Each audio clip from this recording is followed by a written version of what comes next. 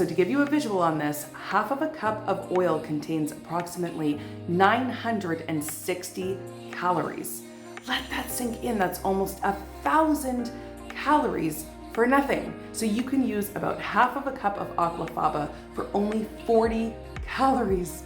Like, that's just mind-blowing to me. 40 calories versus 960 calories.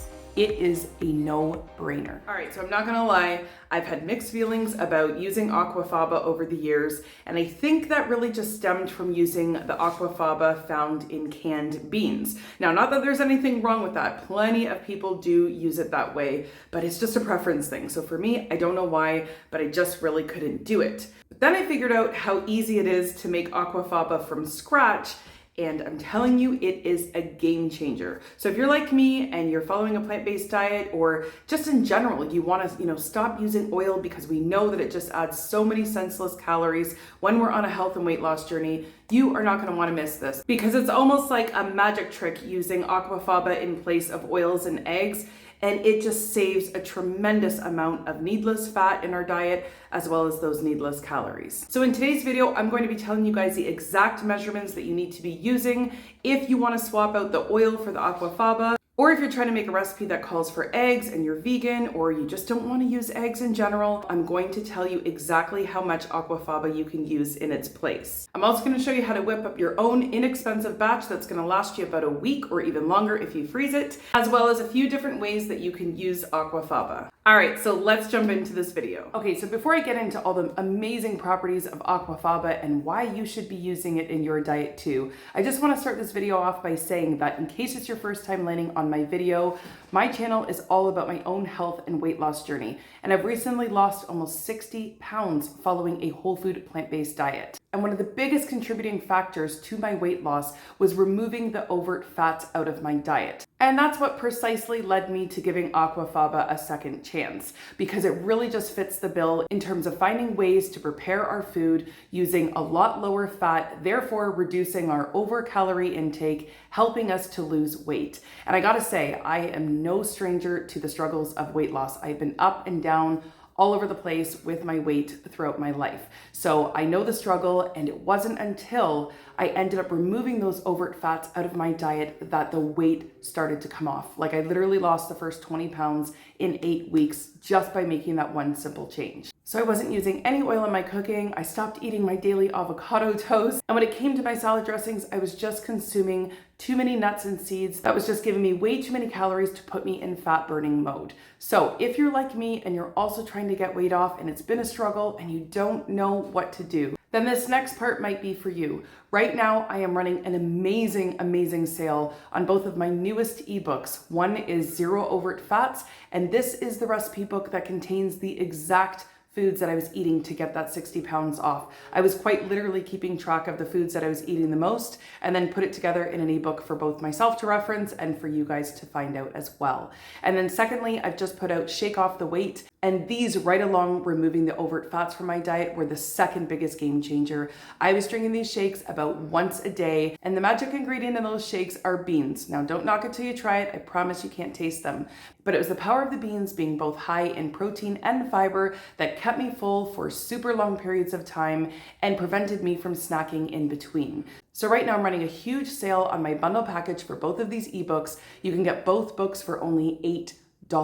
That puts them at only $4 a book. You are literally getting this bundle for less than the price of one of those books at their original price. And because I do these flash sales and like bringing my prices down so low, I can't run these sales forever. So it will only be for the next 48 hours that I can have these books at this price. So if you're interested in seeing the exact foods that I was eating to get 60 pounds off, or if you're just needing some new inspiration with recipes that are designed specifically with health and weight loss in mind, then be sure to check out that awesome sale, as it will only be the next 48 hours. So the link can be found in my description box below. And oh yeah, let's do a quick free giveaway while we're at it. The first 3 people that go down and click that link in the description box below will get a free bundle of both of those books. So good luck. All right, so let's get into this. First, let's start off by just talking about why Aquafaba is amazing. First of all, it's plant-based, so that one is already a big win in my book. Secondly, it makes for an excellent binder, especially in baking, cookies, muffins, cakes,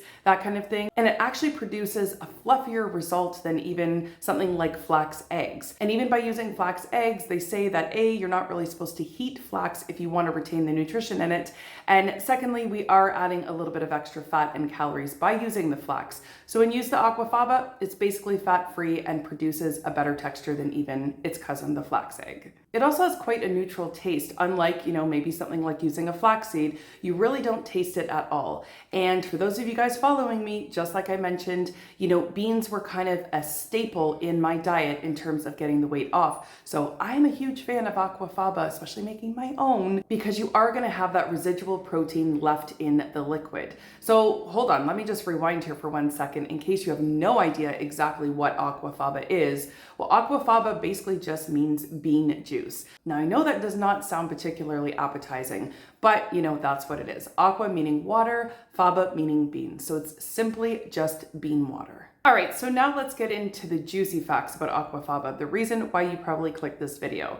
And that is because it's virtually fat-free. And in comparison to using oil, for example, there's about 120 calories in only 1 tablespoon of oil, in contrast to only 5 calories in 1 tablespoon of Aquafaba. That is a huge, huge difference. So often people use so much more than even 1 tablespoon when it comes to using oil. So right there, you could be adding an extra 300 to 400 calories in your meal by just using 2 to 3 tablespoons of oil. Whereas if you swap that out and you use, the Aquafaba instead, you're gonna produce a very similar result, because if you're wanting spices to stick to your vegetables, or if you're doing a stir fry in your pan, then it's really gonna help to give a similar effect of what you're trying to achieve when you cook with oil, but without all the extra calories. Okay, so now that we know that, how much Aquafaba should you be using if you want to replace it for oil or an egg? So for oil, it's the same amount. So it's 1-to-1. If you're wanting to use 1 tablespoon of oil, then that just means you'd simply use 1 tablespoon of Aquafaba. If you needed to use, a 1/4 cup of oil, then you would just replace it with a 1/4 cup of Aquafaba. So that one's really simple to remember. And if you're wanting to replace it for an egg, then there's 3 different ways that you can do that. So the first, if you're trying to replace an egg yolk, then you would use 1 tablespoon of Aquafaba. If you were trying to replace egg whites, then you would use, for 1 egg white, 2 tablespoons of Aquafaba. And if you wanted to replace a whole egg, which that's probably the more likely situation, then you would use 3 tablespoons of Aquafaba for 1 whole egg. And so that you guys don't have to go through the trouble of writing that down or trying to remember it, I will have all of those details listed in my description box below. So when the video is done, you can just go down there and take a quick screenshot if you want to have it on hand. Okay, and so one of the last but striking details that I want to talk about when it comes to using Aquafaba is in salad dressings. Now, when you follow an oil-free, whole food, plant-based diet, I personally would say that salad dressing was maybe one of the biggest challenges when it came to omitting oil from the diet. So me personally, I had went back and I had replaced, any of my dressings that were high in nuts and seeds, and I swapped those out for beans.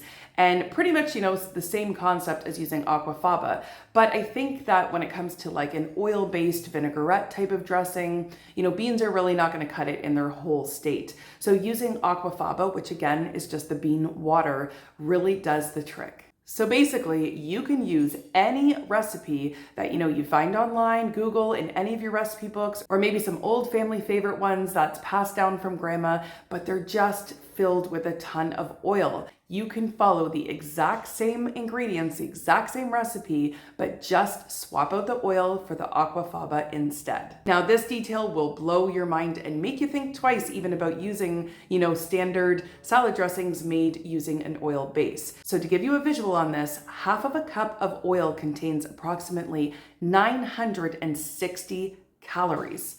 Let that sink in. That's almost 1,000 calories for nothing. It doesn't satiate us. It doesn't, do anything for our taste buds. Of course, it can make our food taste a little bit better, but in terms of just oil in itself, it's not something we look at and say, yum, yum. So it's just kind of a waste of calories, in my opinion. But 960 calories for half of a cup in comparison to Aquafaba. So you can use about half of a cup of Aquafaba for only 40 calories.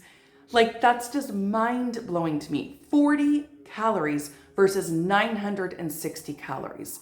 It is a no-brainer. So when it comes to your salad dressings, your roasted veggies, or if you're wanting to fry something up in the pan, forget about using oil and adding all these unnecessary calories. You can simply replace the oil with Aquafaba and you're gonna save a ton of unnecessary calories, which is only going to support you on your health and weight loss journey. Okay, so now that you know the deets on Aquafaba and why it is an incredible vegan replacement when it comes to oil and eggs, now I'm gonna quickly show you how to make your own Aquafaba. And like I said in the beginning of this video, you can absolutely use the store-bought canned beans and get the Aquafaba from that. It's totally fine. Like I said, many people do it that way. Making it homemade is just a personal preference of mine, and if you've been following me for a while, that's not gonna come as a shock because I actually don't use canned beans at all. I always make my own beans. And if you wanna find out how I make my own beans, then I will have this video linked in my description box below. But yeah, it's a thing in my house. So no surprise that I also want to make my own Aquafaba. But if you prefer using canned Aquafaba just out of sheer convenience,